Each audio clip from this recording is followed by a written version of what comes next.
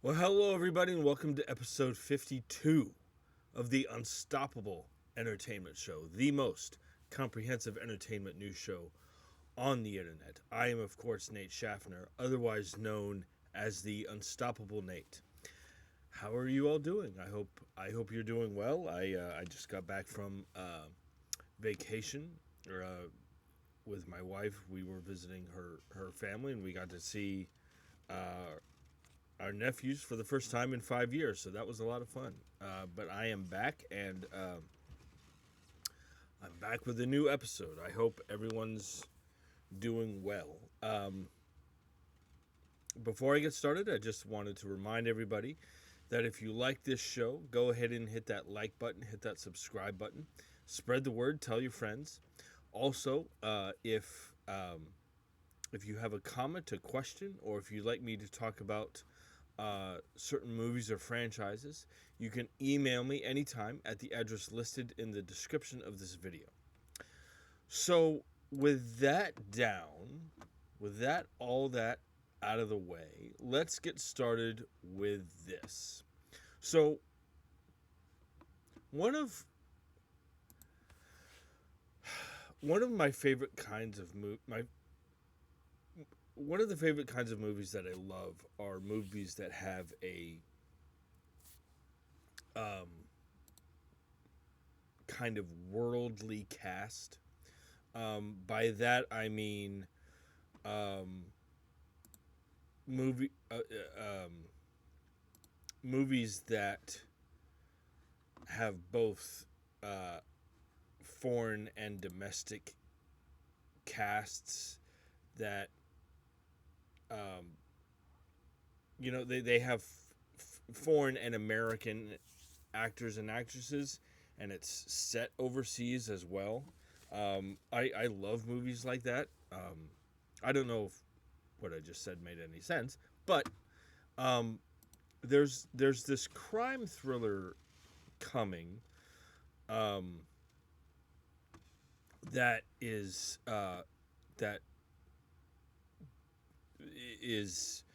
essentially that boasts that kind of cast. This article is on the Hollywood Reporter, published by Patrick Brzezinski. I hope I'm pronouncing that right. Um, this article says um, Sam Worthington and David Duchovny have joined Taiwanese actress K.G. Wu to star in The Exiles. Excuse me. The English language debut of festival favorite filmmaker Mitty Z. Um, a buzzy expat crime thriller inspired by true events, the film is currently shooting on location in Taipei with a multi-Oscar nominated production team. Um, let's see, the article does go on to say the film is said to follow a desperate Westerner's pursuit of greener pastures in Asia, where greed, rivalry, and ego ultimately spiral into a shocking murder. This is what I'm talking about. It's a both American and Asian film and cast. It takes place all in different parts of the world, um, and it's an international movie. Um, so I love crime thrillers, and this sounds this sounds really interesting.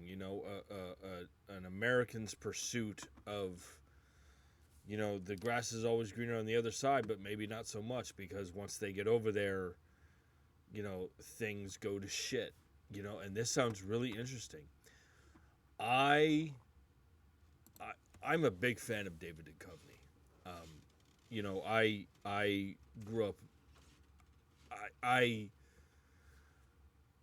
I stumbled upon the X Files when I was younger, and and uh, I recently my wife and I, Katie and I, started binging the X-Files,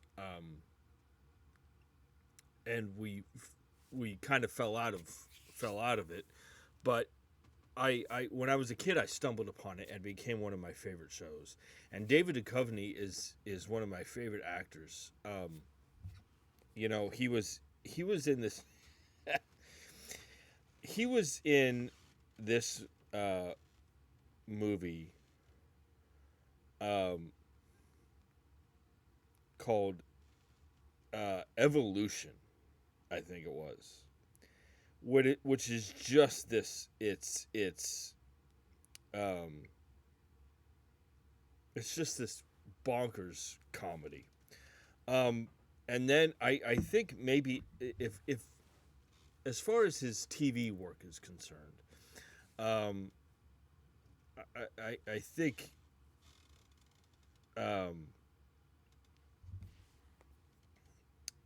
maybe he was in this I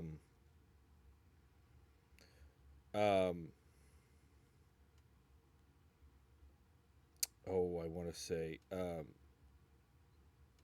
he was in this TV show called Californication, which I believe may or may not, as far as its popularity is concerned, may or may not be on par with the X-Files.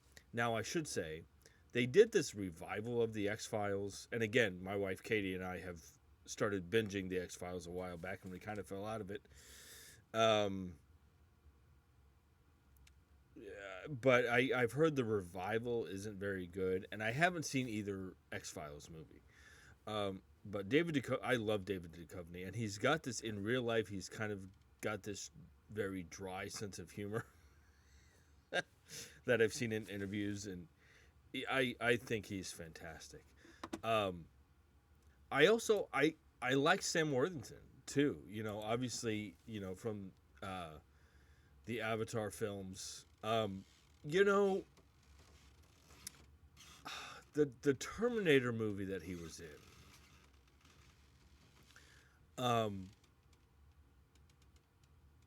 Was it Terminator Salvation?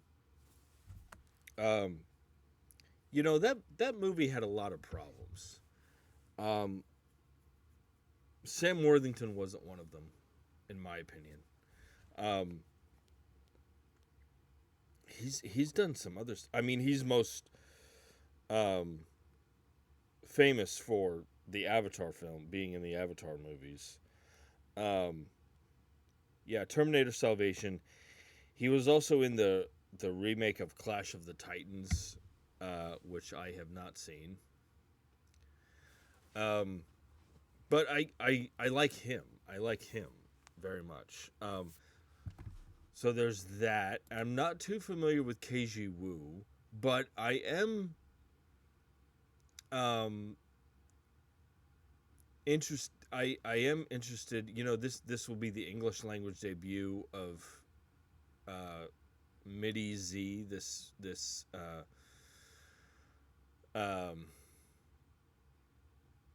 The filmmaker here.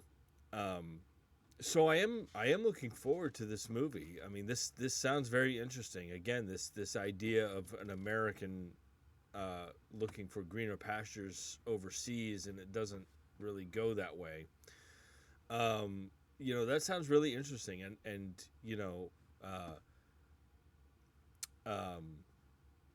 so yeah, I'm looking forward to this. So jump in the comment section and let me know what you guys think about that. Okay, so this next bit of news here. Okay, so first of all, a few episodes back, I talked about how there's this Rambo prequel with Noah Centineo is happening, and I believe it's currently filming. Rambo, of course, the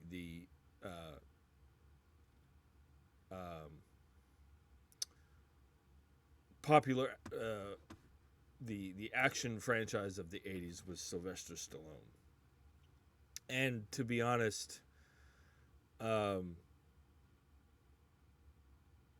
I think First Blood is the only good one. Um, the franchise kind of got away from its roots after that, but that's just my opinion. I mean, it's certainly a popular franchise. Um, so this Rambo prequel, um, uh, where Noah Centineo is going to play a young John Rambo, and it's going to be called. The movie is aptly going to be titled John Rambo.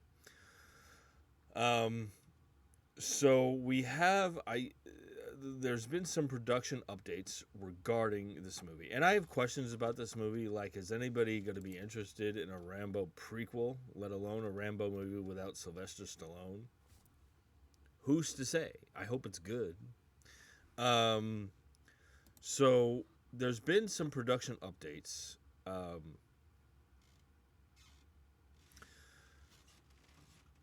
Uh,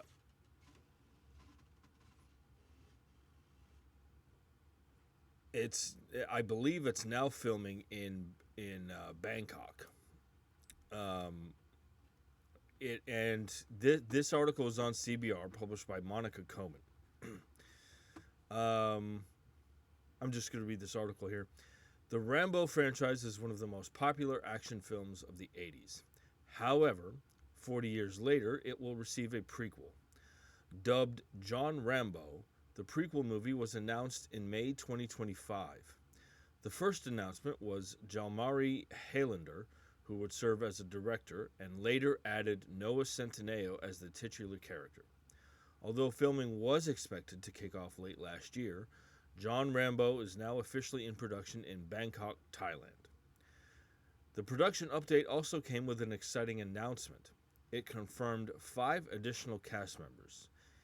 Yao from Sinners, Jason Tobin from A Thousand Blows, Quincy Isaiah from Winning Time, The Rise of the Lakers Dynasty, Jefferson White from Yellowstone, and Tame Thapthandong from The White Lotus. So yeah. Now, I'm not too familiar with these additional cast members, except for Yao was in Sinners, and that Sinners is amazing. So, I will say. So, if any there, Jalmari Highlander, who was directing this movie, directed this movie called Sisu, and the sequel, Sisu: Road to Revenge. And I have to say, judging from the word of mouth on those movies and judging from the trailers, the action in those movies looks absolutely insane. I have not seen those movies. But judging from the reception of those movies, I think that Jalmari Highlander is the right person for the job.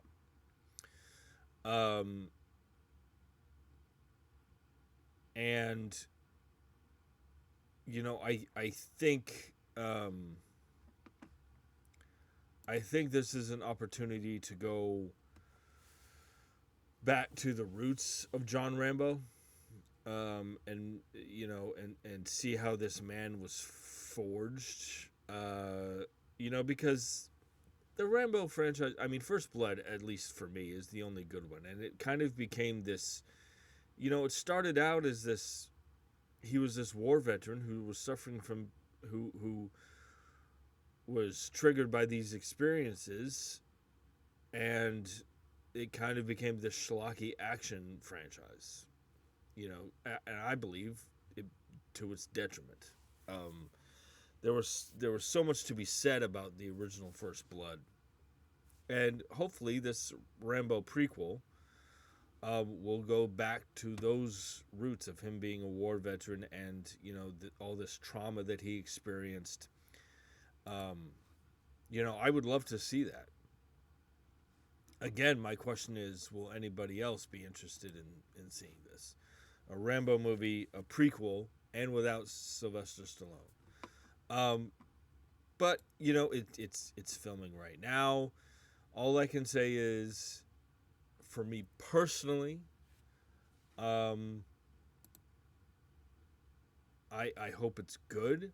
The director seems like a great choice. I'm a little apprehensive about Rambo not being played by Sylvester Stallone, but we'll see what happens. I hope it's great. I would love for this prequel to be on par with the original First Blood. I would love that. So jump in the comment section and let me know what you guys think about this. So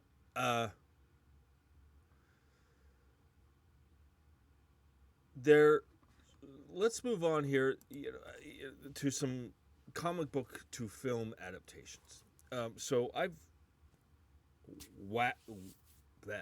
waxed rhapsodic about. Is that the right phrasing? I've talked at length about how much I love the Marvel and DC comic books and the films, but I also love the more independent the more independent comics have gotten and are getting film adaptations. So,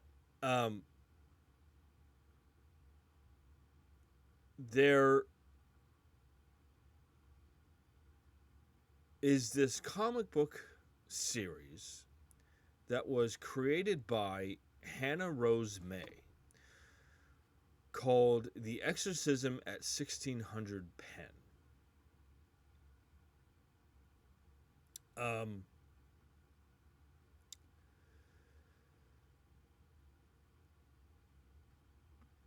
And it is kind of this, it's the story that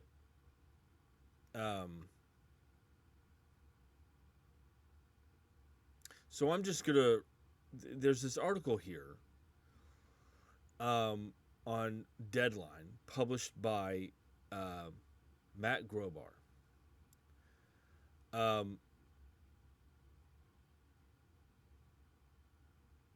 So this comic book series, The Exorcism at 1600 Penn, was created and written by Hannah Rose May. And now Blumhouse Studios and Atomic Monster Studios are developing a feature adaptation of that comic book series. Like I said, this article is on Deadline, published by Matt Grobar. This article says Blumhouse and Atomic Monster is developing a feature adaptation of The Exorcism at 1600 Penn, the comic book series created and written by Hannah Rose May. At an IDW publishing original, The Exorcism at 1600 Penn is a supernatural thriller set at the most famous address in the United States as it becomes a demonic battleground for good versus evil. The story follows the first female president of the United States as she balances boiling political tensions, the threat of World War III, being a mother to two teenagers, and a rapidly shifting media landscape. The comic book series is illustrated by Vanessa Del Rey and currently has a sequel, The Exorcism at Buckingham Palace, in release. This article goes on to say, in a statement to Deadline, Blumhouse's EVP feature development, Turek, shared, "What immediately drew us to The Exorcism at 1600 Penn was how grounded and urgent it feels. Hannah has created a story that fuses classic possession horror with contemporary political tension in a way that feels bold and deeply human. It is exactly the kind of material we look for when we think about expanding horror into new spaces, and we are excited to identify a filmmaker who can bring this world to the screen and the scale and perspective it deserves. Um,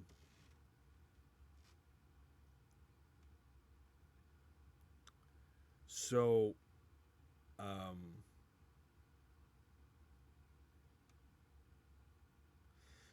uh,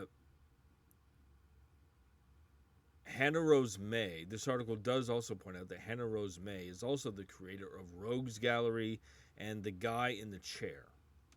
Um, so, yeah. Um, this sounds really interesting. This, excuse me.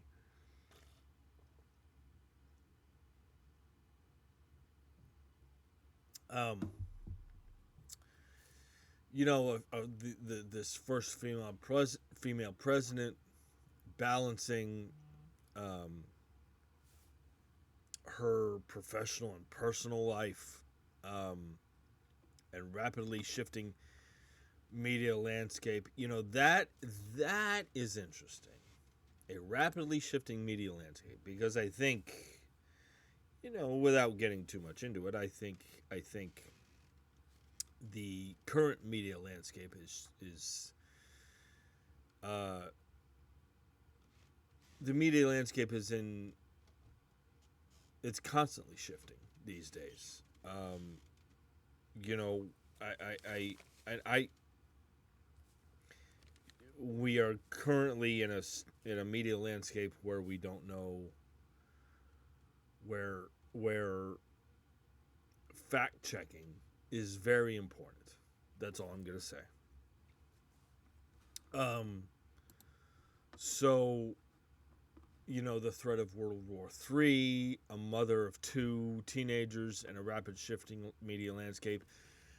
This media landscape is affecting the threat. Maybe the threat of World War III is a cause of this shifting media landscape. This all sounds very interesting to me. And by the way, can I just point out that I love that we're getting that this is going to showcase a female president.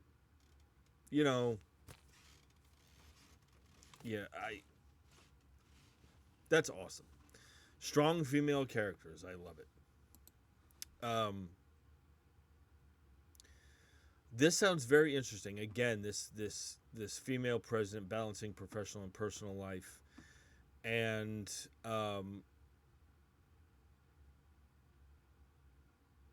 this demonic battleground of good versus evil.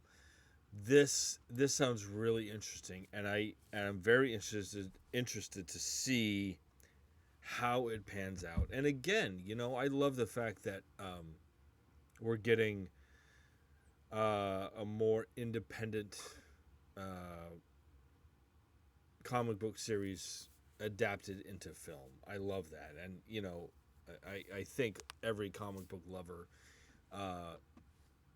enjoys that. So, I mean, and maybe we will get a film adaptation of the sequel, The Exorcism at Buckingham Palace. So yeah, so this sounds really interesting. Maybe this shifting media landscape and the threat of World War III, the demonic possession, all that goes hand in hand. I would love to see how this plays out. So jump in the comment section and let me know what you guys think of a feature film adaptation of The Exorcism at 1600 Penn.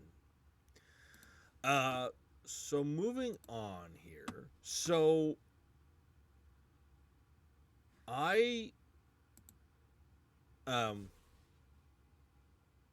it goes without saying that Meryl Streep is one of the greatest actresses ever. It goes without saying. Some would say the greatest actress ever.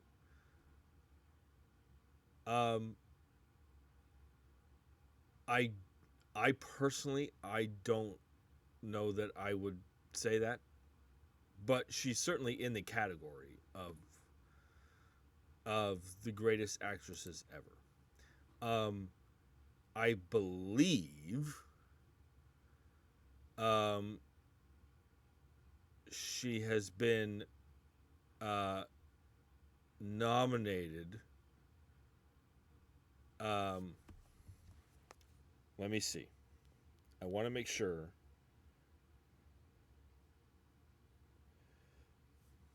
Hold on. I want to make sure.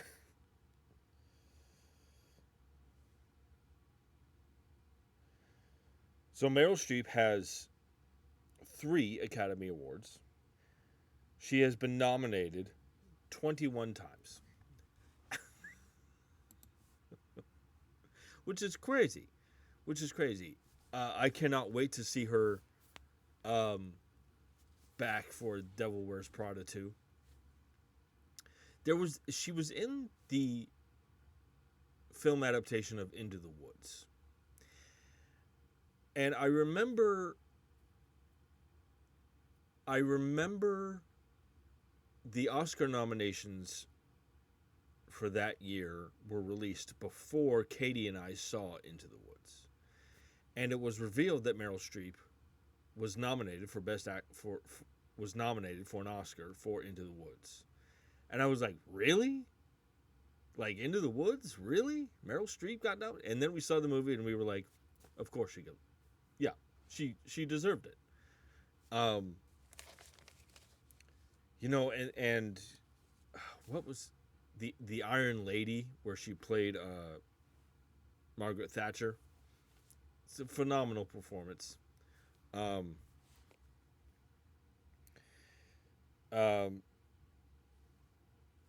Let me see. I mean, God, uh, it's just countless.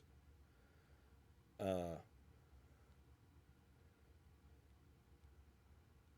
she was in. I mean, I could.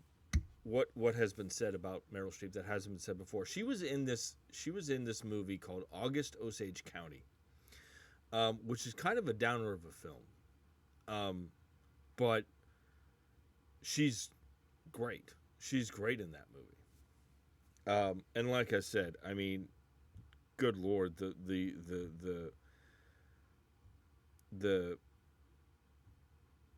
films that she's been in. I mean, Little Women, um, The Post with Tom Hanks, um,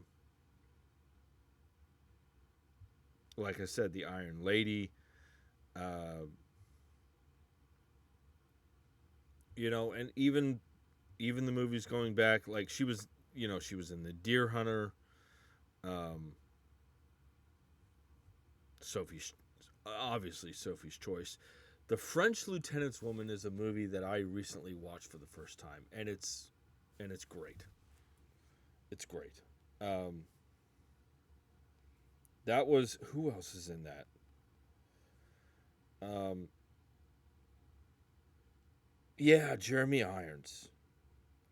The French Lieutenant's Woman is great. Uh, I mean, the list goes on, and she's, like I said, she's one of the greatest actresses of all time.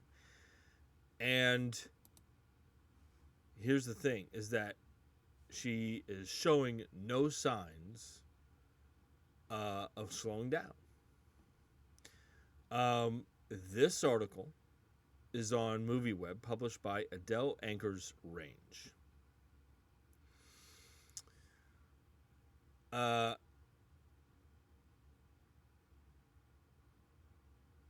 So, a little ways down here, this article says that Meryl Streep is gearing up for another major transformation as she turns into an iconic singer-songwriter to headline a long gestating biopic from acclaimed director Cameron Crowe. This article goes on to say that Streep is confirmed to be playing music icon Joni Mitchell in the biopic, which is finally moving forward after being stuck in development hell for years. Let's see.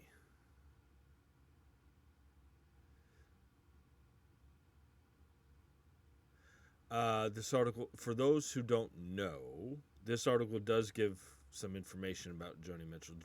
Joni Mitchell is widely regarded as one of the most influential recording artists of the late 20th century, and with a career spanning over 6 decades, her life and legacy was ripe for a biopic.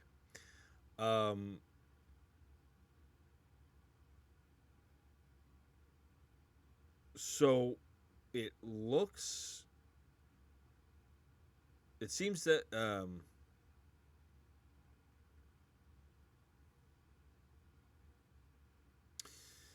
so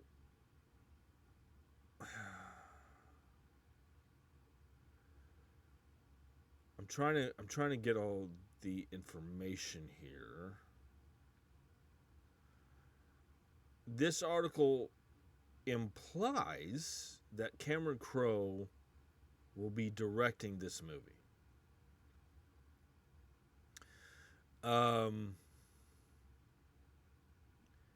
You know, and Cameron Crowe, hold on here. I'm trying to. So Joni Mitchell was one of the. She emerged from this kind of 1960s folk music circuit, and she, like this article says, she became one of the most influential singer-songwriters ever of the late 20th century.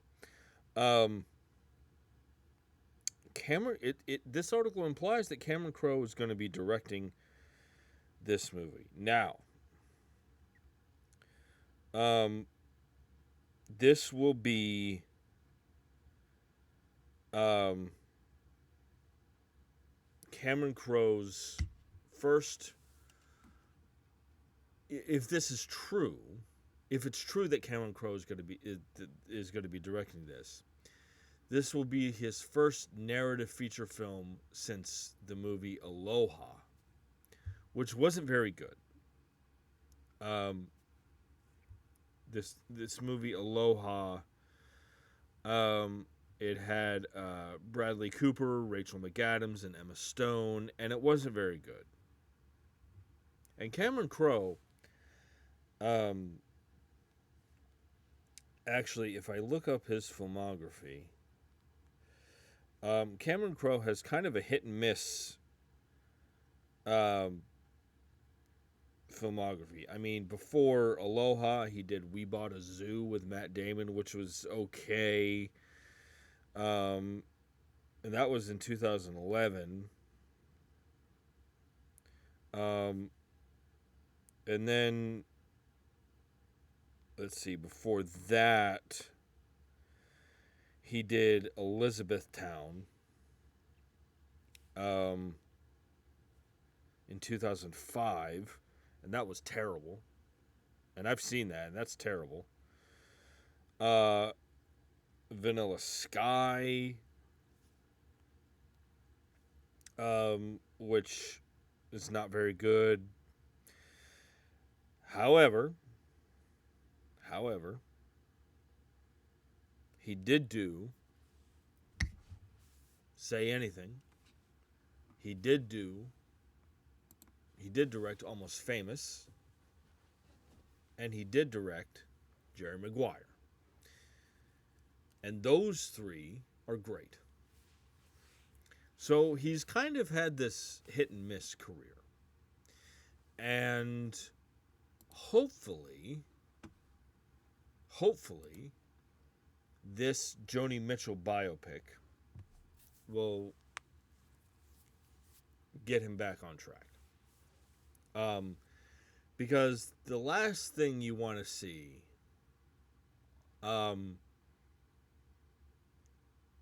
is Meryl Streep in a bad movie. And I've seen that, by the way. The first Mamma Mia is terrible. I'm sorry, that movie's terrible. I wouldn't say it's terrible. It's not very good. It's not very good. And the last thing you want to see is Meryl Streep in a bad movie. She was actually in. It's not a bad movie. She was in Lemony Snicket's A Series of Unfortunate Events. With Jim Carrey. And she's great. She's great in that movie. She was in Stuck on You with Matt Damon and Greg Kinnear, and she's great in that. I mean, she's always great. It would be nice to see Cameron Crowe get back on track. And again, this is about an artist who I'm not familiar with. So I enjoy seeing movies about. I especially enjoy seeing biopics about people who I don't know too much about. And I don't know too much about Joni Mitchell.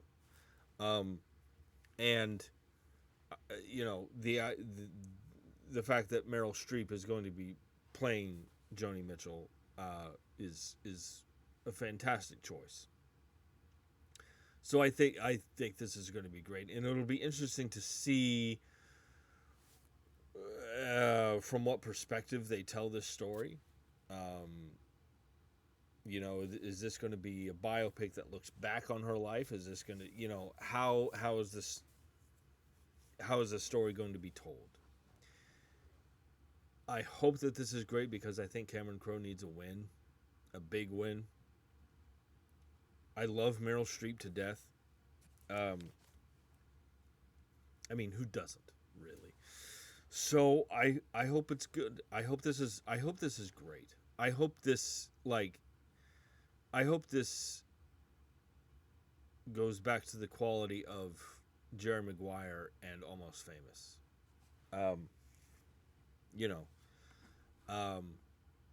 Yeah, so jump in the comment section and let me know what you guys think about Meryl Streep playing Joni Mitchell. Okay, so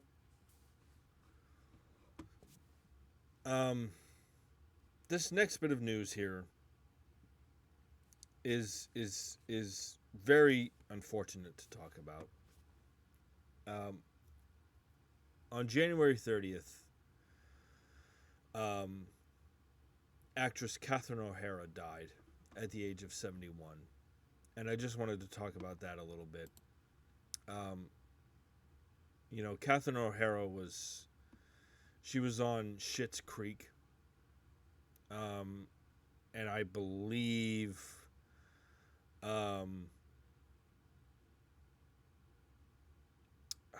she was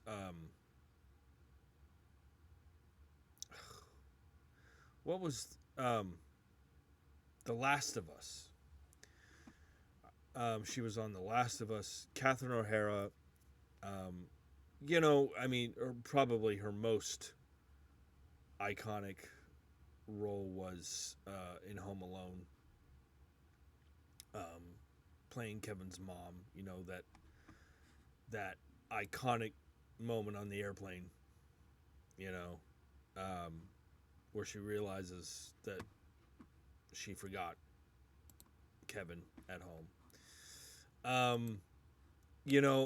She was also in Best in Show, like I said, Schitt's Creek. She was in this Martin Scorsese movie that I don't know if a lot of people have seen. It was called After Hours. And it's a delightful comedy.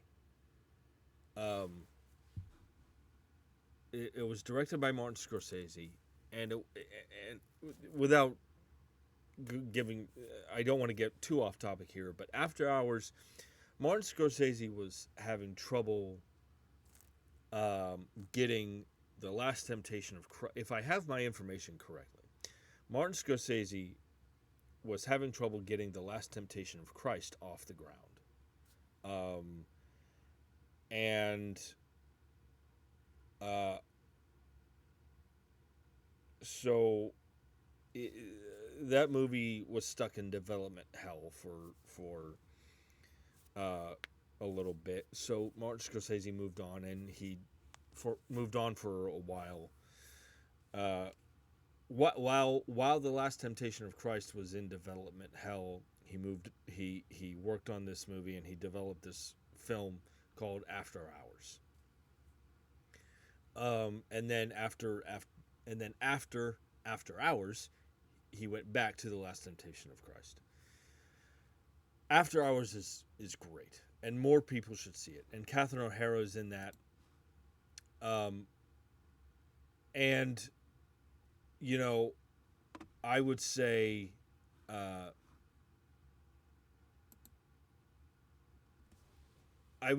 while Home Alone is probably her most iconic, being in the Home Alone movies was the most iconic for her. I would also put Beetlejuice up there, and the great scene of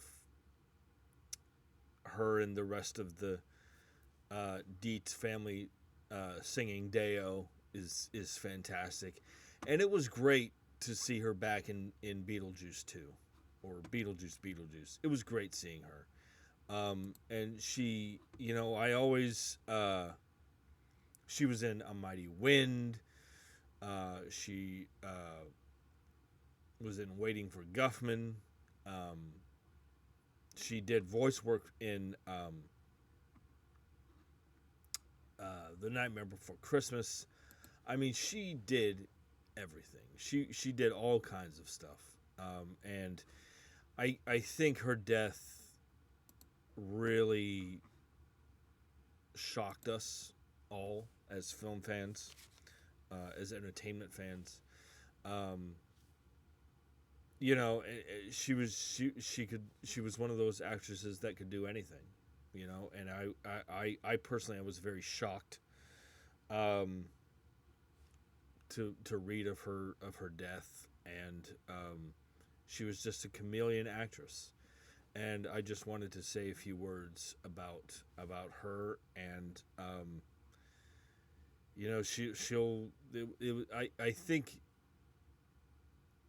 I think because it was because it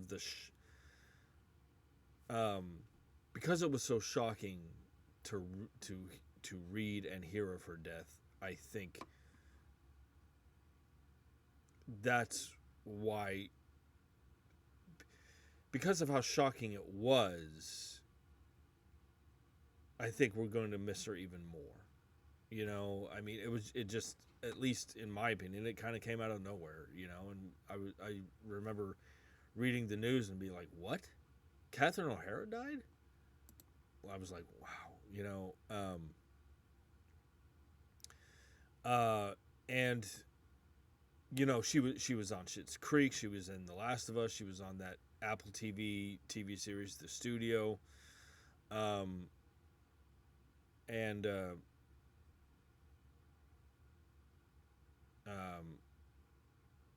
yeah, so I just wanted to talk about Catherine O'Hara for a little bit and say a few words. And it was very, very shocking to read about it, and I'll, at least for me, she always made me smile. Watching her always made me smile, and she'll be very, very dearly missed. So I just wanted to say a few words about the death of Catherine O'Hara. Excuse me just a second.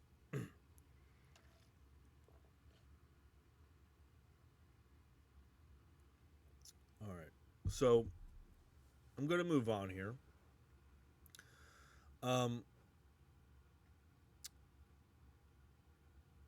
So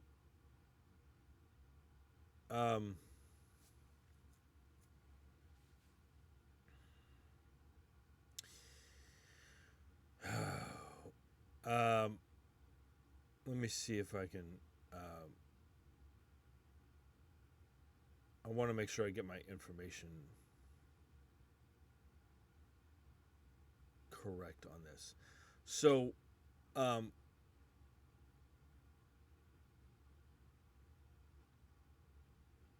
one of my favorite actresses is Helena Bonham Carter. You know, she's an Oscar-nominated actress. And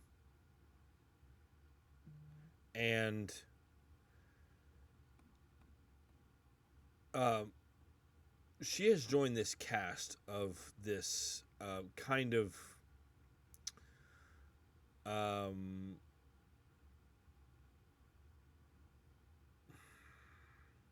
I guess the proper term would be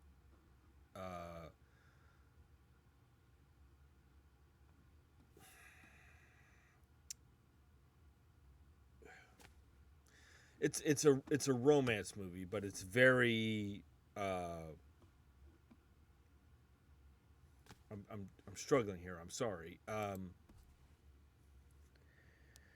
Like very sexual tension romance movies. There's this romance movie coming, and it's got this great cast, including Anthony Hopkins, and I love Anthony Hopkins. So Helena Bonham Carter. Let me just read this article here. This article is on Variety, published by Alex Rittman. This article says, "The Housekeeper, the evocative romance that fictionalizes the inspiration behind Daphne du Maurier's Rebecca and was first announced by Variety in 2024, is gearing up to start production. BAFTA winner and Oscar nominee Helena Bonham Carter, BAFTA and Golden Globe nominee Catriona Balfe, and fast-rising star Emma Laird have joined the show alongside the already announced two-time Oscar winner Anthony Hopkins. Previously attached stars Uma Thurman and Phoebe Dynevor are no longer appearing. Okay. So this article does go on to say, directed by multi-award-winning filmmaker Sir Richard Eyre. He directed Notes on a Scandal and Iris. And written by acclaimed best-selling author Dame Rose Tremaine, The Housekeeper is based on her own short story and forthcoming novels scheduled to be published by Penguin Random House UK and HarperCollins US in the fall of 2026. Now here's the synopsis here. So, set against the wild, brooding landscape of Cornwall, the story centers on Danny, played by Catriona Balfe,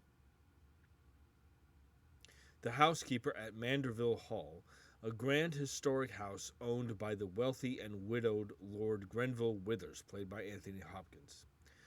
When the young writer Daphne du Maurier, played by Emma Laird, arrives, Danny is drawn into a clandestine and intoxicating affair. For one, it is an all-consuming love. For the other, an awakening of long-suppressed desires. Their fragile secret threatens to unravel under the watchful gaze of Adelaide, played by Helena Bonham Carter, Lord Grenville Withers' calculating niece. So, this description of this movie describes the kind of movie that it is better than I did. So, I really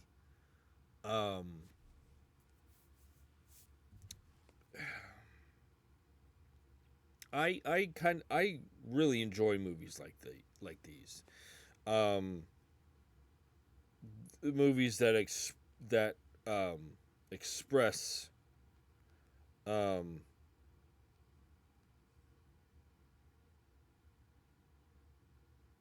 dormant movies that have characters in them that feel the need to express dormant desires, especially regarding sexuality. Um, you know, I've talked about this before, but for some reason, American audiences, you know, become very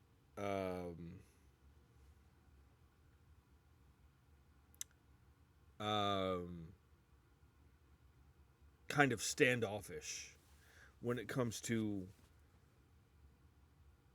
films that explore sexual desires and things like that. I don't know why. I mean, everybody has sex, right? Some people have it more than others, but everybody has sex. Um, and so this idea of this love affair happening under the watchful eyes of the people living in this home, and the caretaker of this home is very intriguing to me. Um, and Helena Bonham Carter, like I said earlier, um, she's an Oscar-nominated actress. I mean, she was in Les Mis, Madame Thenardier, Fight Club. She was in The King's Speech, and she was great in The King's Speech. Oh my God. She was in Sweeney Todd, and I loved her in the Harry Potter movies. As Bellatrix Lestrange. I loved her. She's one of my favorite actresses. Um, you know, Emma Laird was in 28 Years Later, and she was great in that. Um, Catriona Balfe was in Ford v Ferrari. Anthony Hopkins is one of my favorite actors, and I could go on and on about why. The Silence of the Lambs, was interesting. My mom asked me recently. She asked me. She said, "What are some of your favorite films?" And I was like, "Well, first of all, like when I think of my favorite movies, I think of movies like if I turn on the TV and it's on, I'm gonna watch it. Like I'm not gonna switch channels. Like I'm not gonna no matter what, if it's on, I'm gonna watch it. And it's when I think of my favorite movies, I think of movies that I know backwards and forwards. The Silence of the Lambs is one of my favorite movies ever. I think it's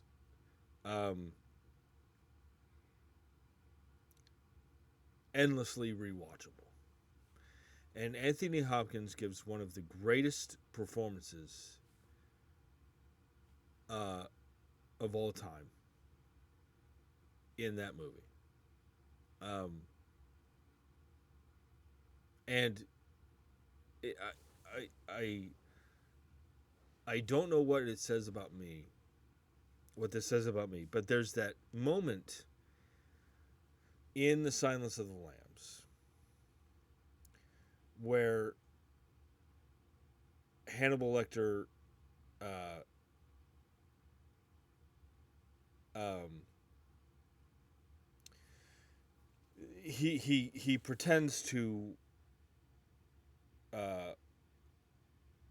he gets put in an ambulance. He attacks these two cops, and then he fakes. He ends up being put in an ambulance, and he's faking death or whatever. And there's that moment in The Silence of the Lambs where he sits up in the ambulance and he peels the face off of the guy that he was wearing, and he just has this smile on his face, and I love that.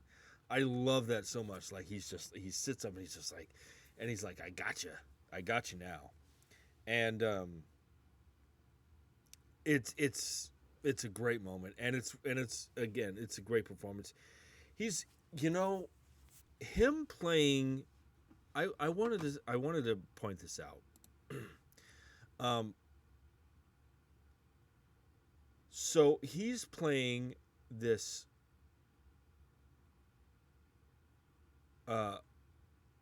He plays this Lord in this movie, the housekeeper. He plays this character named Lord Grenville Withers, who owns Manderville Hall. And this kind of reminds me. I mean, it's not the same kind of character, but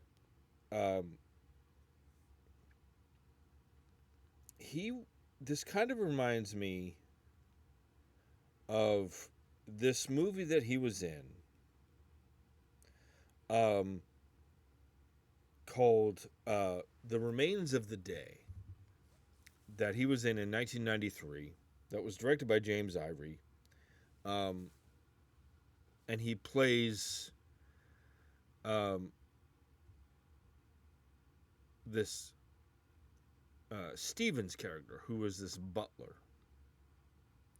So it kind of reminds me of, in a way, it kind of reminds me of him playing that kind of role, like this. I don't know why it reminds me of that. And The Remains of the Day was nominated for 8 Oscars. But anyway, so it kind of reminds me of that. I love Anthony Hopkins. He, you know, I mean, much like Helena Bonham Carter, I mean, his filmography is incredible. It's incredible. I want to say this real quick. He was in this movie called The World's Fastest Indian, which is hold on just a second.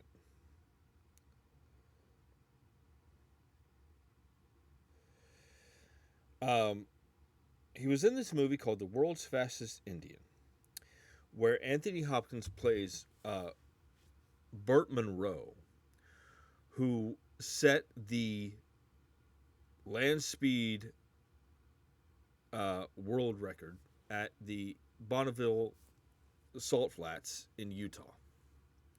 And it's great. It's a fantastic film. Me and my family, meaning me, my sister, and my parents. Well, my sister and I we've been to the Bonneville Salt Flats in Utah, and we have a picture. There's a picture taken of us. I don't know where it is, but there's a picture of me and my sister taken in front of the sign that says, you know, this is where the land speed record was set by Burt Munro. So it was cool to see the movie about that, you know. But this sounds really interesting. Again, you know, getting back to this housekeeper movie, you know, this movie about this this love affair happening at this historic home, under the eyes of the housekeeper and the homeowner. You know, that, you know, again, going back to, you know, I love movies about, you know, fulfilling suppressed desires, you know, sexuality and all that. I enjoy movies like that. So, and it's got a great cast. So jump in the comment section and let me know what you guys think about this. So moving on here.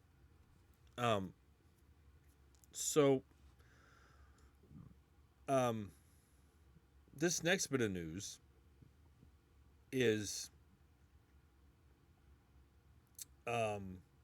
involves one of my favorite actresses. So this article is on Variety, published by Alex Rittman.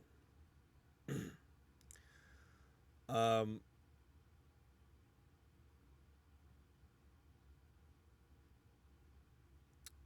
this article says Oscar winner Jessica Chastain and Chris Pine are teaming for a prestige project launching at the upcoming European film market.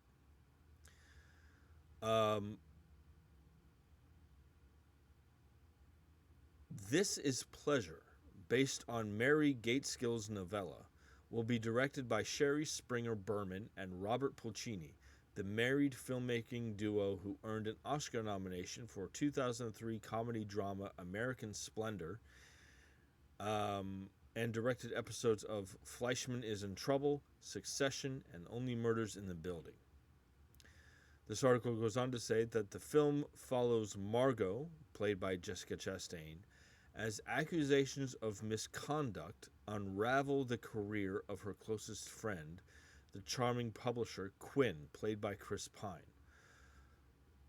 Margot must decide whether loyalty, forgiveness, or truth will define the end of their long, heady relationship. Nina Raine adapted the screenplay from Gaitskill's novella, which was hugely acclaimed when it was released in 2019, and praised for offering a nuanced distillation of the #MeToo movement.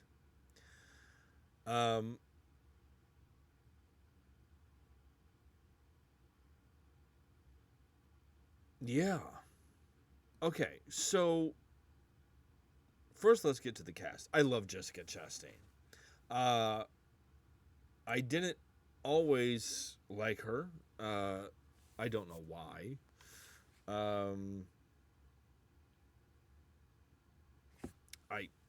I couldn't even tell you why, but she has become one of my favorite actresses. She was great in Zero Dark 30. She's great in Interstellar. She was great in The Help. I freaking love her. She's become one of my favorite actresses. I really, really like Chris Pine. You know, what was Chris Pine was in Hell or High Water, which is great, and he's great in it.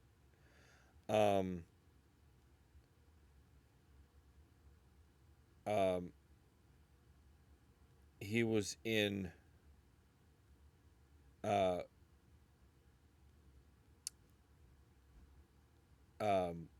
you know that Dungeons and Dragons Honor Among Thieves movie? That movie is awesome. That movie is awesome, and he's so good in that movie. If you haven't seen Dungeons and Dragons Honor Among Thieves, do yourself a favor and watch that movie.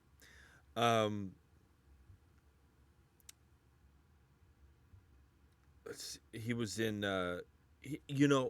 he was great. Going back to Into the Woods with Meryl Streep, he was in Into the Woods, and he's so good in that movie too. And then he was in This Means War with Tom Hardy, which was okay. It's one of those movies that,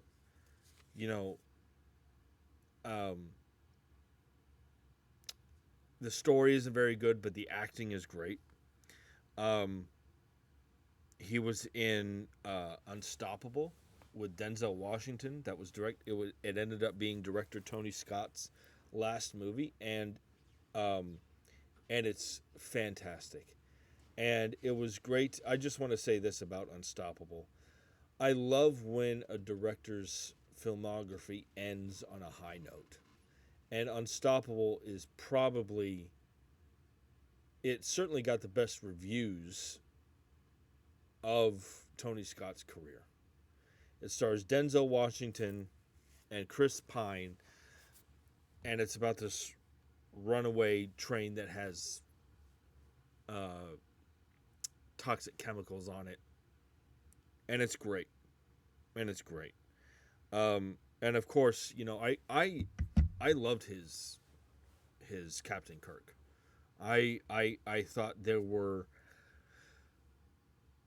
echoes of the William Shatner iteration of Captain Kirk, but I also thought he made it his own as well. But there were little characterizations that he put in there to show that the William Shatner iteration is who he became. And I thought his Kirk was fantastic. And you know, he was also great in, you know, Wonder Woman 1984 wasn't great, but he was great in it, and especially the first Wonder Woman. He that his performance in the first Wonder Woman really, really, like, I walked away from that movie going,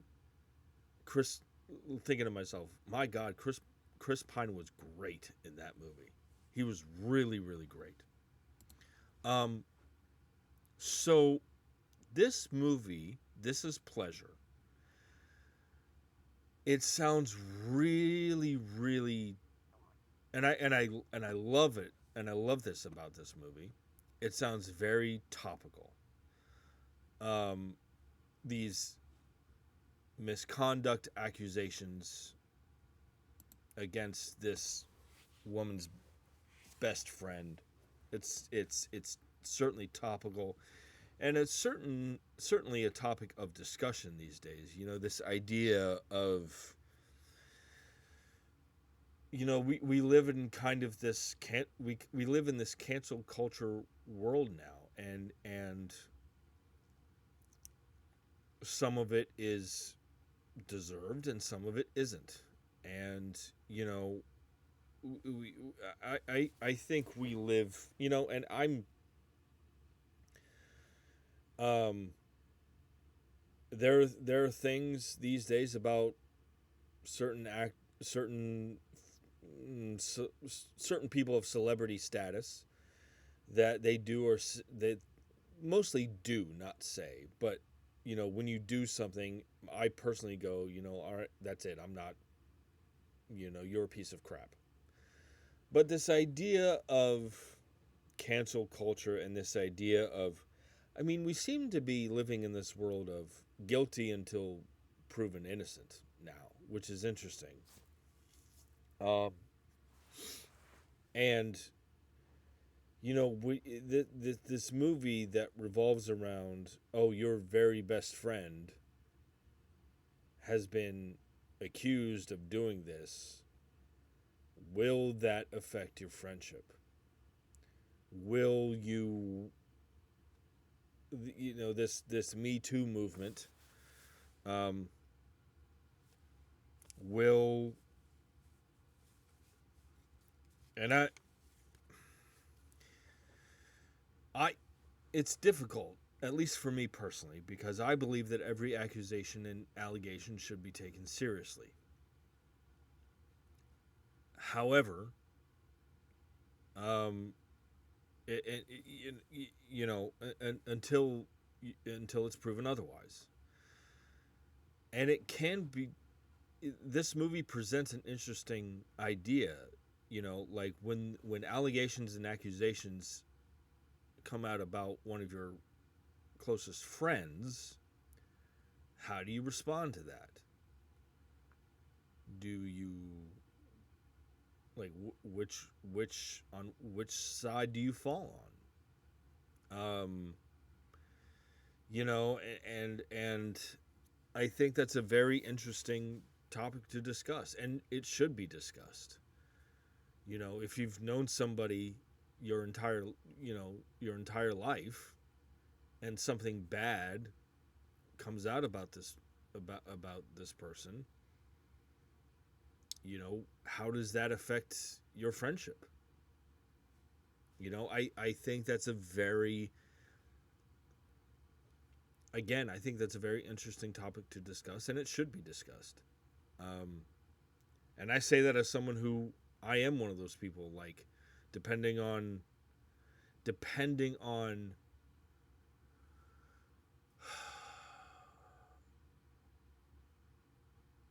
it's very and this might be a controversial take, but for me it's a very black and white. Like, depending on what the allegations or accusations are depending on what you're accused of, you know, I'm one of these people. Like, you're accused of doing such and such. Okay, fuck you then. You know, until it's proven otherwise. But is that right? Is that the right way to go? Who's to say? It's right in my mind, but maybe I'm wrong. But again, I think this is an interesting. This movie will tell an interesting. We'll talk about an interesting topic that should be discussed, and it involves Chris Pine, who I really like, and Jessica Chastain is one of my favorite actresses, and I think this.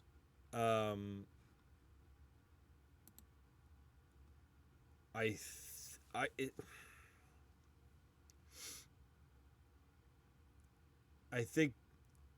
think this is going to be. This should be a very important film. I think this is going to be a very important film, and I think these kinds of topics should be talked about again. So anyway, jump in the comment section and let me know what you guys think about this. So moving on here. So one of the, at least,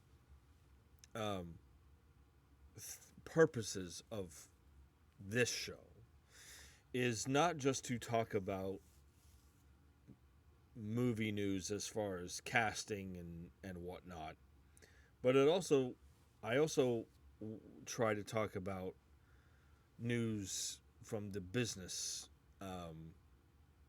side of things, as far as industry, the business side of things, as far as the studios go. And there's been some development regarding Disney.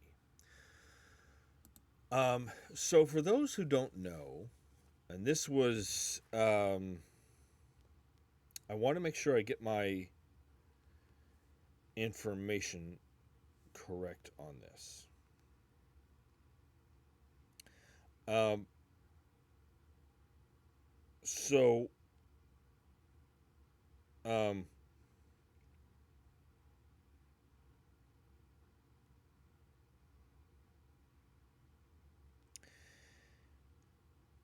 Bob Iger. There's a man by the name of Bob Iger, who succeeded Michael Eisner as CEO of Walt Disney. He succeeded Michael Eisner as CEO of Disney in 2005. And in 2020,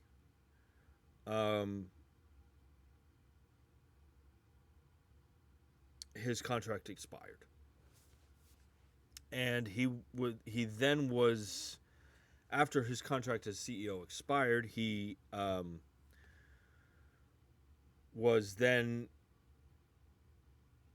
executive chairman until his formal retirement in December of 2021. And then a man by the name of Bob Chapek took over. And without getting into all the details, Bob Chapek nearly ran Disney into the ground. I mean, the things that he did with Pixar, were terrible, terrible decisions. He made a string of very terrible decisions. And like I said, he nearly, I don't want to say destroyed Disney, but Disney under Bob Chapek,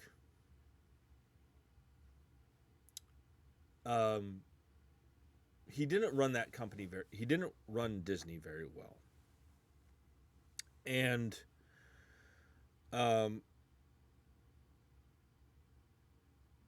so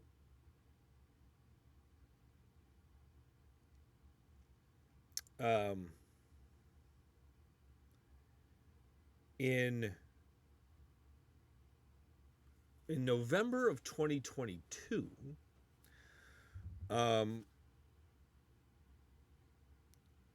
so eventually Bob Chapek was, because of how Bob Chapek was running Disney, he was dismissed as CEO of Disney. And at the request of the board of directors, Bob Iger returned. And in July of 2023, Bob Iger's contract was renewed until 2026, until this year. And in March,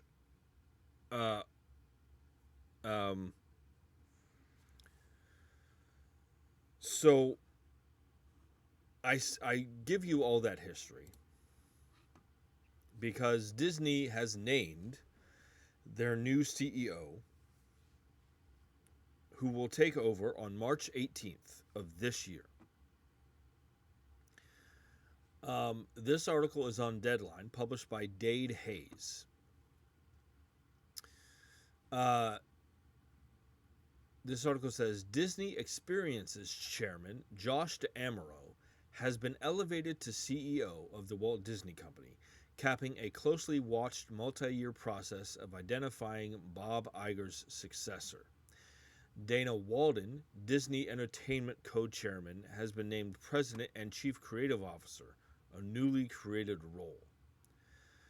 Disney's board of directors voted unanimously on the moves, which were announced Tuesday and will take effect at the company's annual meeting March 18th. The board also intends to add Amaro to the board at the meeting. Dana Walden, will report directly to D'Amaro. Bob Iger is staying on as a senior advisor until the end of his current contract on December 31st, surrendering the CEO title at the meeting. Let's see.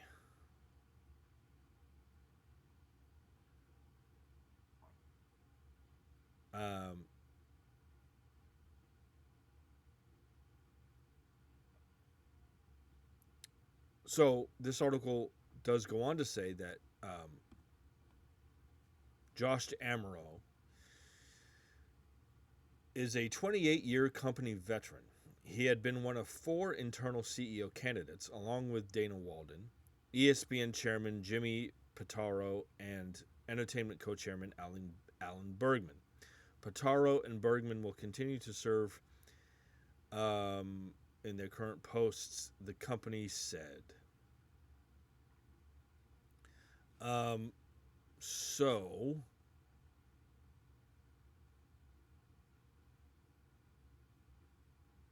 here's this article does give a brief history of Josh D'Amaro's role at Disney. So after joining Disney in 1998 in an exec role at Disneyland, D'Amaro has gone on to hold posts in the U.S. and internationally across finance, business strategy, marketing, creative development, and operations. He was promoted to head the company's parks unit in 2020 and had to navigate through the months-long shutdowns and uncertainty of COVID. His past positions include Chief Financial Officer of Disney Consumer Products Global Licensing and president of Disneyland and Walt Disney World in Florida.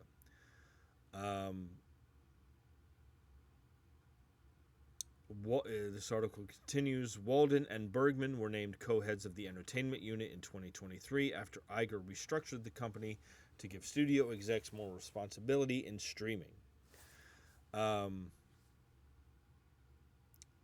Dana Waldman's portfolio has included the operations of ABC, Disney's television studios, and FX, as well as direct-to-consumer technology and ad sales groups, along with international content and operations. Let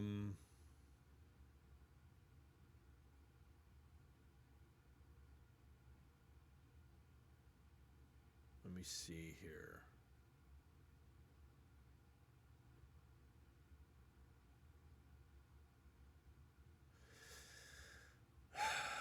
Okay, so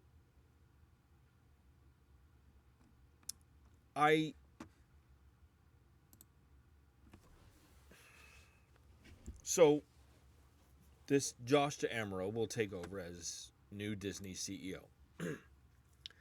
I like that. Actually, I love this. I love, first of all, that they're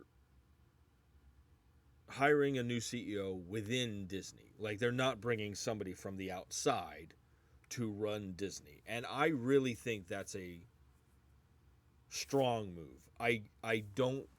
Disney is, as a whole, is a company that I think benefits from being run by someone who has been working at Disney for a long time. I don't think it would benefit from bringing someone outside who knows nothing about Disney to run the company. I also love that Dana Walden is going to be the co-chairman, and she's going to be the president and chief creative officer. And this seems to be a thing now in terms of companies being run by two people. You know, one being run by the business person and one being run by a creative person. I love that. You know, they're doing that over at DC Studios, and there's a couple other companies that are doing that. And so it's not just one person taking on all of it. It's run by two people. And I love that as well. Now, I will say that this all sounds great on paper, but so did Bob Chapek running Disney. And this article does give a brief. Let me see here if I can find it.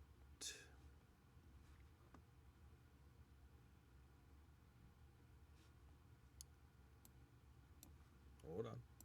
Oh dear. Oh dear.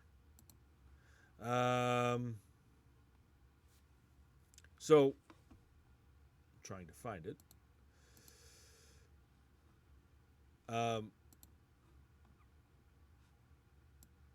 Bob Chapek did nearly run Disney into the ground.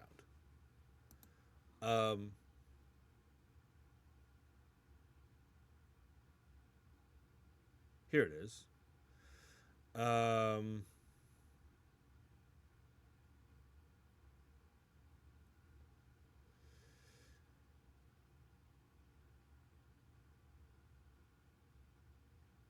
Yeah.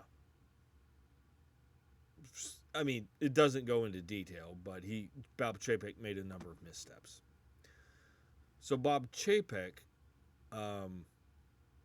that him taking over seemed like a good idea on paper as well, and we were completely wrong about that. But part of me thinks that this, I feel,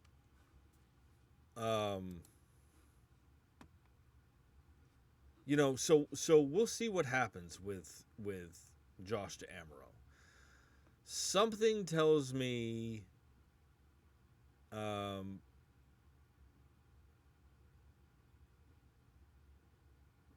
that this is going to work out. I don't know why.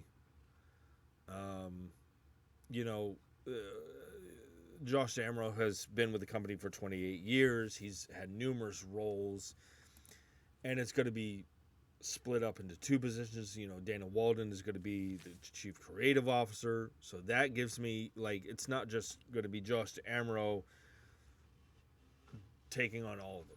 So that gives me hope that this is going to be good. But again, the Bob Chapek thing, that looked good on paper too. Something about this seems right, though. You know, so we'll see what happens. I mean, look, Bob Iger has been with the company for a long time. I think he's 74 or 75 years old, so he's probably looking to fully retire.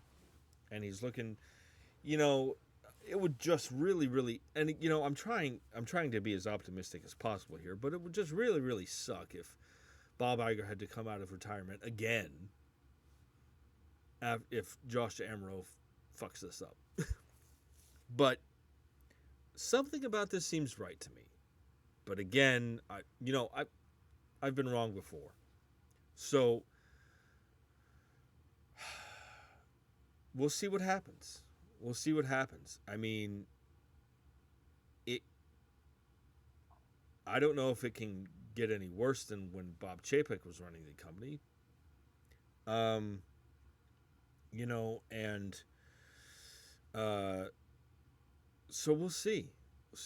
I'm hopeful. I mean, yeah. Yeah, so I don't know what else to say about it. So Josh Amaro is going to be the new CEO. Dana Walden is going to be the chief creative officer. So jump in the comment section and let me know what you guys think about that if you have any thoughts. All right, so a couple more topics to talk about here. So one of my favorite, you know, I'm a big horror fan. One of my favorite horror movies of all time is the original Texas Chainsaw Massacre. I love that film with such a deep passion. It is, and I mean this in the best way, the Texas Chainsaw Massacre is the most uncomfortable time. It's an extremely uncomfortable movie to watch. And I love that. I don't know what that says about me. I feel like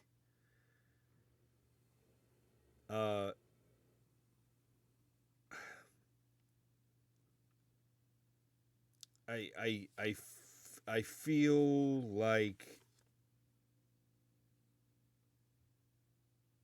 if you love the Texas Chainsaw Massacre, you might be a little messed up in the head. And that's perfectly fine. You know, I think it says a lot about me that I love that movie so much. You know, and I feel like if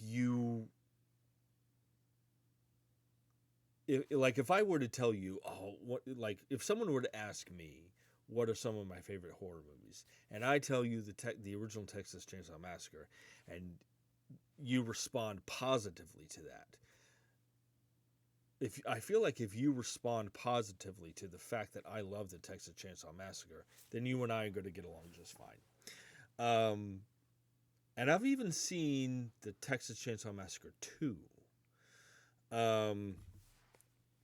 which I actually kind of enjoyed. I mean, it's a little bonkers. You know, it's got Dennis Hopper in it. And it's a little weird, but I was entertained by it. So, then there was Leatherface, The Texas Chainsaw Massacre 3, which is not very good.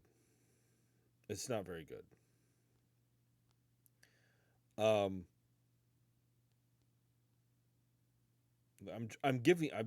trying to find a history of the Texas Chainsaw Massacre franchise. Let me see here. So then there was the return of the Texas Chainsaw Massacre, which was later titled The Texas Chainsaw Massacre: The Next Generation. That was in 1995. That starred Matthew McConaughey and Renee Zellweger. I haven't seen it. And then there was the remake of the Texas Chainsaw Massacre in 2003, which is terrible.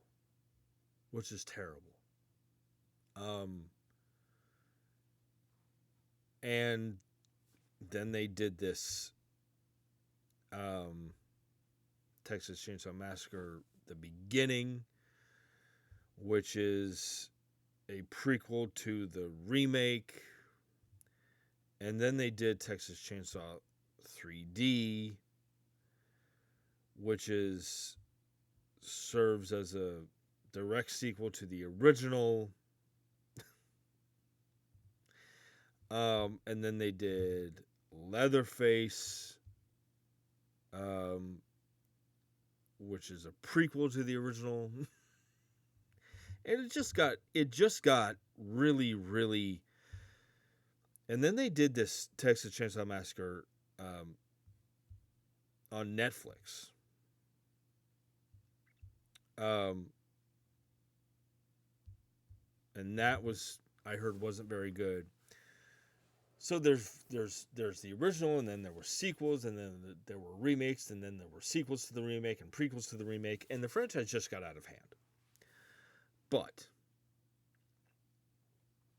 the original Texas Chainsaw Massacre, directed by Tobe Hooper, is one of my favorite horror films of all time. And the last movie in the franchise came out in 2022. And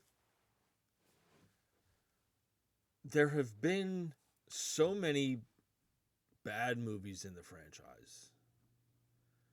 And so many, like, the franchise just got out of hand. Like, like I said, there were remakes and sequels and prequels, and, just stop. Eventually, as much as I love the original movie, the franchise just got so wild that I'm just like, you know what, just stop it. That's it.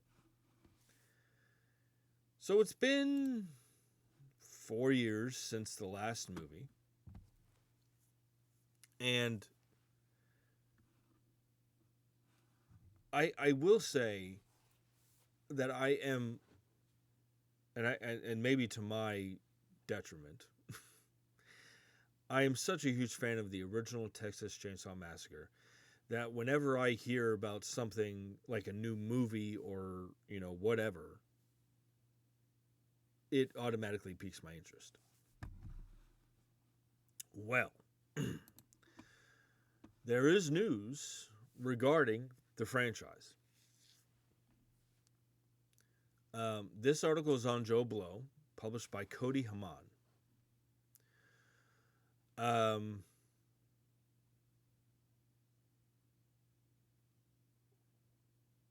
And a little ways down here, it says, The Hollywood Reporter has confirmed that there's a Texas Chainsaw Massacre TV series in the works at A24 Studios, with Glenn Powell serving as an executive producer alongside Roy Lee and Steven Schneider of Spooky Pictures, Stuart Manishill, Image Nation's Ben Ross, Powell's producing partner Dan Cohen of Barnstorm, and Exerbia Films' Kim Henkel, who co-wrote the original film and produced several of the follow-ups, in addition to writing and directing Texas Chainsaw Massacre: The Next Generation. Exerbia's Ian Henkel and Pat Cassidy are producing. JT Molnar is attached to direct. Oh, something's going on with my leg. I don't know what. There we go.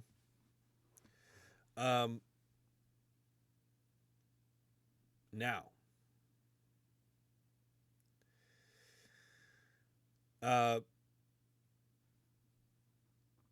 so that's interesting, is that there's going to be a TV series. Now, at the bottom of this article, and this is interesting as well. At the bottom of this article, it points out that the Hollywood Reporter notes that the TV series isn't the only chainsaw project in the works, as Exerbia and Image Nation are also in early development on a new Texas Chainsaw Massacre film. Okay. So here are my thoughts. I have several. I think a Texas Chainsaw Massacre TV series is interesting. At A24 Studios. A24 Studios does a lot of interesting kinds of films that vary from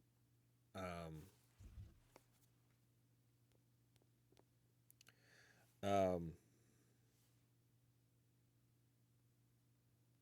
on just a minute. They're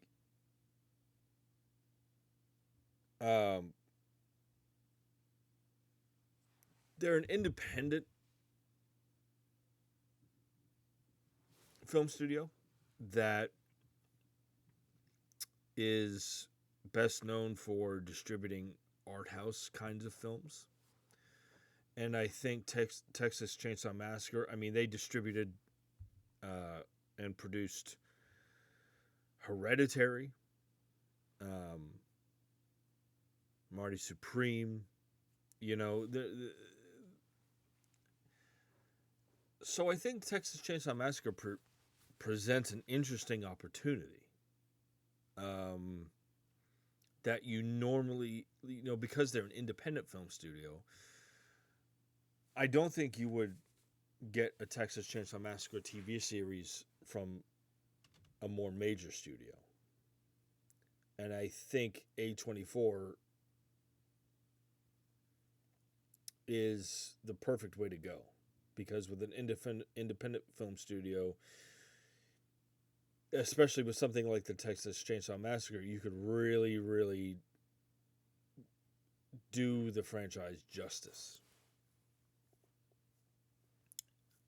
I will say, Glenn Powell being involved in this TV series.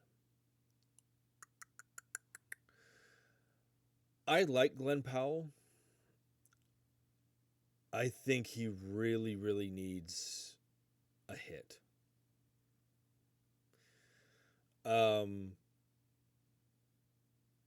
I think, the Running Man movie, the remake that he was in, I heard it was okay, and it flopped hard. And then this new movie that he was in this past weekend, How to Make a Killing, that flopped hard financially. So he's had two financial failure. He's had two movies in a row. He's been in two movies in a row that have failed financially. And I think he needs a hit. And I think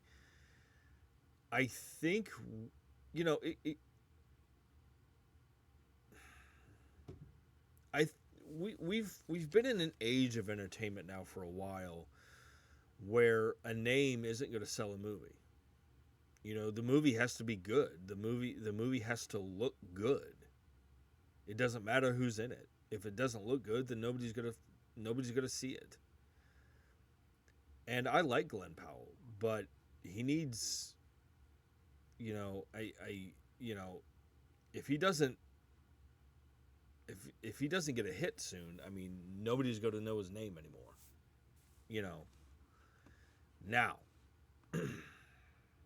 so I think in a Texas Chainsaw Massacre TV series under A24 Studios, I think they could really delve into, really do the Texas Chainsaw Massacre justice.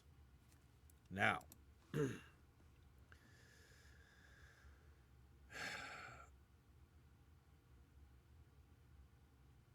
a new Texas Chainsaw Massacre movie. Now, I think, it doesn't say for sure, but I think the movie is going to be under A24 Studios as well. Excuse me.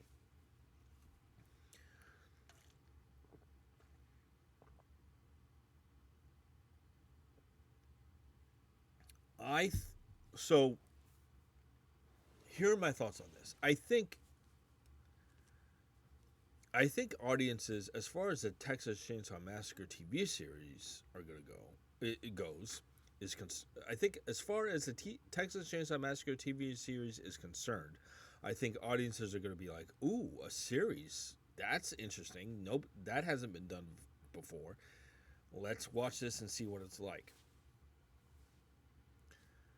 I think as far as the new Texas Chainsaw Massacre movie goes, they have to get it right. They have to do it justice, because there have been so many. It's been disaster after disaster after disaster after disaster. I mean, quite honestly, and I say this as someone who enjoyed Texas Chainsaw Massacre 2. It was a little weird, but I enjoyed it. The first one is the only good one. And it's great. It is one of the greatest horror movies ever made. If this new Texas Chainsaw Massacre movie isn't good, I'm not saying it has to live up. I'm not saying it has to be as great as the original film. I'm saying it has to be good. Just make it a good movie. If it isn't,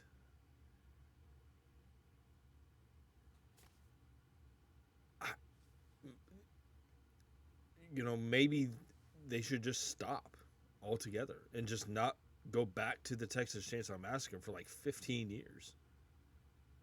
Because you've had disaster after disaster after disaster after disaster.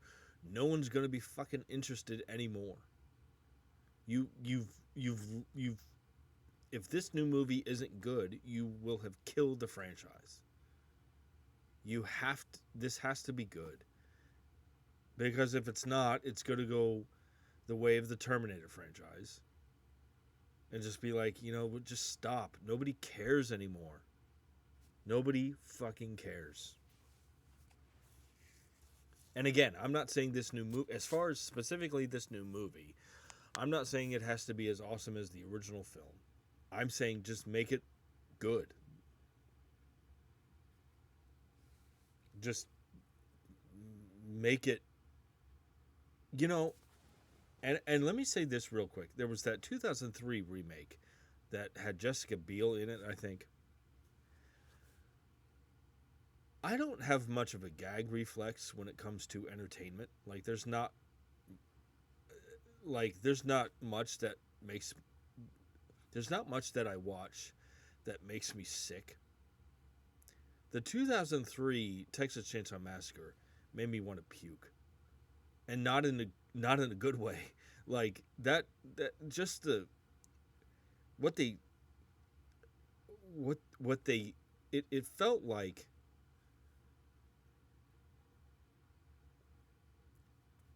It felt like the filmmakers of that 2003 remake. It felt like the filmmakers, we know what's scary. Let's put it in this movie. And it felt like, as an audience member, I'm going, okay, what you think is scary, I think is fucking gross. You know, and the cinematography, just even the cinematography, I it made me want to puke. You know, um, and it just, you know, so this new movie has to be good, because if it's not, you know, nobody's you can't go back to it for at least 10 years. You have to nail this. You really, really do. To be honest, I'm more interested in the TV series. Like, how is that going to work? Like, I'm very, like, are you just going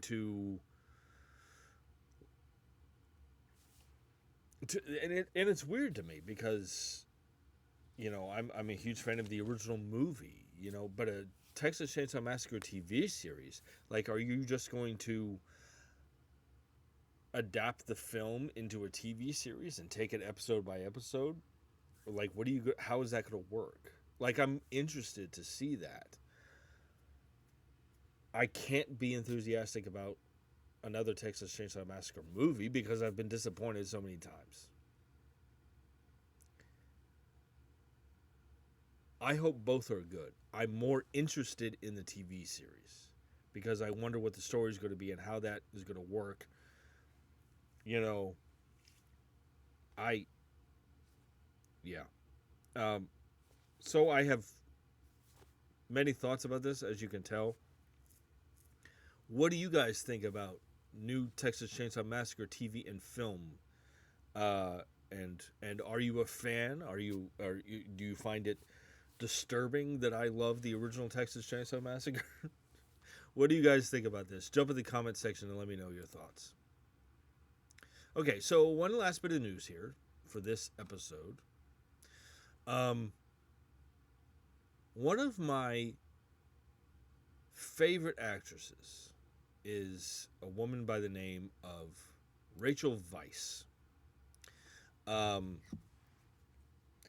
She won the Oscar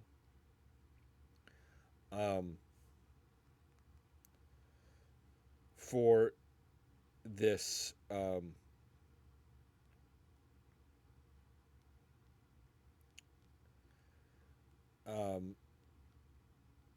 movie called The Constant Gardener, which is this kind of political conspiracy thriller. She was obviously in the Brendan Fraser Mummy movies.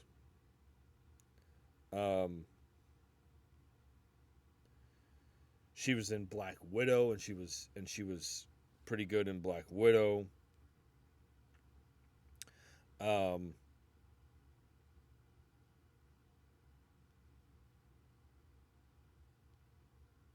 You know,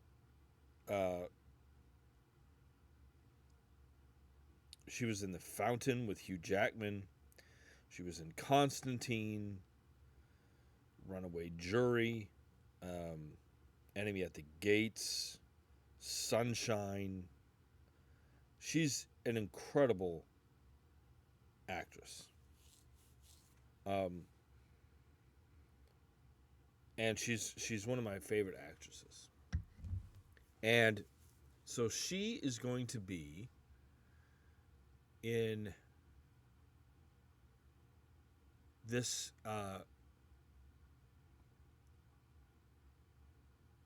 this new movie that sounds very interesting.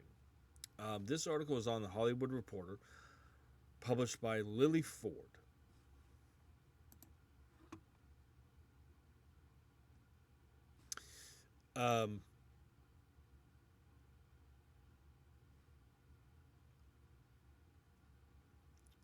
This article says Succession star Matthew McFadden has joined Rachel Weisz in Thomas Alfredson's Seance on a Wet Afternoon. Now, Matthew McFadden was in Tinker Tailor Soldier Spy, which is great. It's exceptional. It's an exceptional film.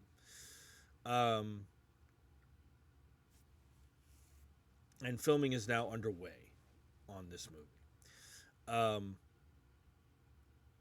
little ways down here, this article continues. The movie follows Myra, played by Rachel Weisz, a self-proclaimed medium who convinces her husband, Billy, played by Matthew McFadden, to kidnap the son of a wealthy family so she can lead the police to the missing child and legitimize her psychic abilities. When Myra's true intentions come to light, however, Billy realizes her plan threatens to consume them both.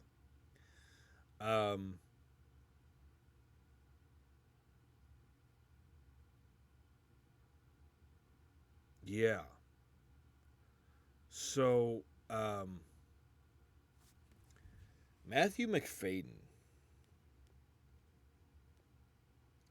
I love watching him.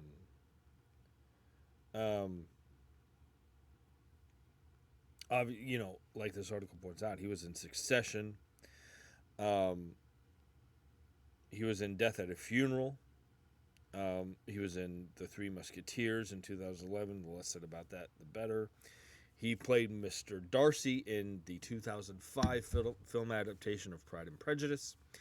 I believe, if I have my information correct, yeah, he played Mr. Paradox in Deadpool and Wolverine. He's very entertaining to watch.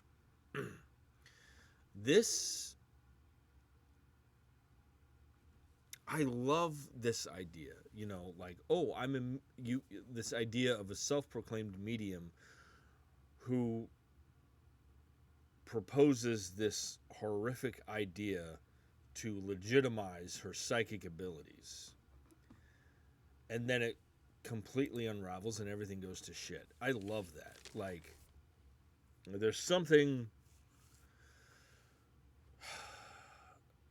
very creepy and mysterious about this synopsis that I love. And I love Rachel Weisz.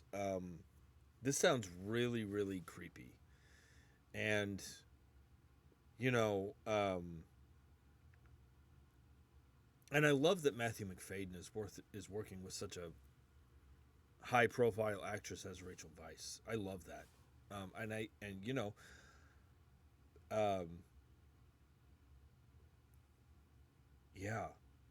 This seems like a more, and I don't mean this in a negative way, but this sounds like a more high profile project than the kinds of stuff that Matthew McFadden has been in.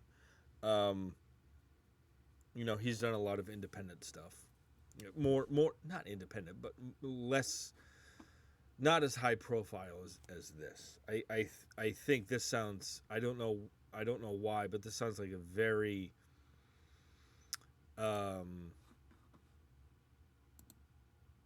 this sounds like a movie that everybody's going to go see. And I love this synopsis here. Like, this person claims to be a medium. Okay, let's hatch this idea out, and we're going to prove it to legitimize even though it might not be, even though I'm not, even though I'm claiming to be a medium, let's do this to legitimize it.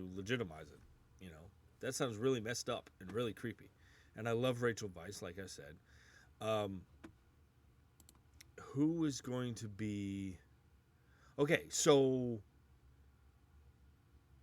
Thomas Alfredson, who directed Tinker Tailor Soldier Spy, is going to direct the movie. Tinker Tailor Soldier Spy is great, and it's a very... It's a spy movie about, there was this movie that came out last year called Black Bag, which I saw in theaters, and it was this spy movie. Like I said about the movie, I was like, this is a movie about what spies actually do. You know, we have the James Bond movies, we have the Mission Impossible movies, but Black Bag was a movie about the kinds of things that spies actually do. And Tinker Tailor Soldier Spy was that kind of a movie. And Gary Oldman is in it, and he's great. He's great. John Hurt is in it, and he's fantastic. Tinker Tailor Soldier Spy is fantastic. So I love the fact that Thomas Alfredson is directing this movie. And, you know, I think he's going to do a great job. Seance on a Wet Afternoon. I love that. Seance. I love that title. So yeah, so this sounds very interesting to me. Again, it sounds like, you know, oh, I have a plan, and then it all goes to shit. You know. This sounds very interesting to me. So jump in the comment section and let me know your thoughts about this movie. Well, folks, that'll about do it for this episode. I am going to try to do one more episode today. I need to go eat because I'm hungry, and I need to upload this episode, but I will try to be on later today. So yeah. So I hope you enjoyed the show. I hope you continue to enjoy the show. Feel free to email me or leave any comments or questions about movies or, you know, franchises you'd like me to talk about. As always, hit that like button, hit that subscribe button. So yeah, so I'll be back on later today after I have lunch. So yeah, I hope you all have a good rest of your day, and I will see you all later. Oh, I am going to go see Crime 101 this weekend. I heard it's great, and it's based on a Don Winslow novella, and he's one of my favorite authors. So yeah, yeah. Have a good day, and as always, I will see you at the movies.